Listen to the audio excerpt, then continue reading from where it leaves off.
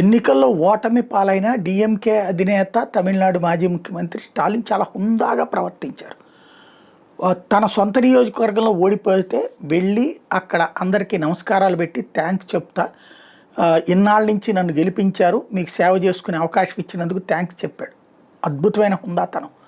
రెండవది, ఏదైతే విజయ్కి ఇవ్వాలి అవకాశం, సింగిల్ లార్జెస్ట్ పార్టీ కాబట్టి అసలు ఫ్లోర్లో టెస్ట్కి పిలవాలి కానీ గవర్నర్ లోక్ భవన్లో ఏంటి అంటూ మరొక బాధ్యతాయుతమైన మాట మాట్లాడుకొచ్చాడు.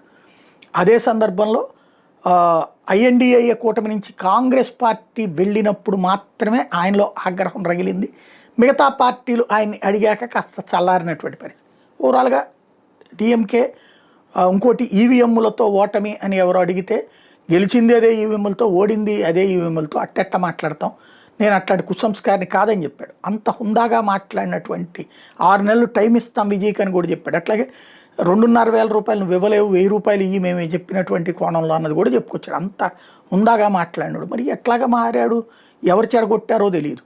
అకస్మాత్తుగా డిఎంకే ఎమ్మెల్యేలందరినీ రమ్మనమంటే గత 2-3 రోజుల నుంచి ఇండియా టుడే ఒకటి రెచ్చగొట్టడం, వీళ్ళందరూ రెచ్చిపోవడం, డిఎంకే ఏఐడిఎంకే ప్రభుత్వం అని చెప్పడం, చివరికి డిఎంకే మీటింగ్ పెట్టుతున్నానని చెప్పేసి నేనేం నిర్ణయం తీసుకుంటాను పార్టీ భవిష్యత్తు కోసం అందరూ మద్దతు అని చెప్పి మద్దతు ఉండాలి అని ప్రకటించడం.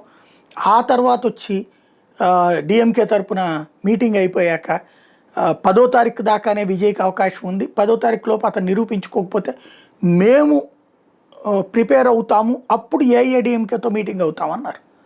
అసలు బద్ధశత్రులైన వాళ్ళు ఎట్ట మీటింగ్ అవుతారు? అసలు వీళ్ళిద్దరూ ద్రవిడ పార్టీలకు ఒకరికొకరికి భిన్నంగా 49 ఏళ్ల నుంచి ఉన్నోళ్ళు ఇప్పుడు వచ్చి ఈ మాట అనడంతో విజయ్కి వ్యతిరేకంగా ఇద్దరు ఏకమవ్వాలన్నటువంటి పరిస్థితికి వచ్చారు. ఇంతగా దిగజారని అనిపించలేదా? ఇప్పటిదాకా ఉన్న హుందాతనం కోల్పోలా? ఎక్కడ రాంగ్ స్టెప్ వేశారు?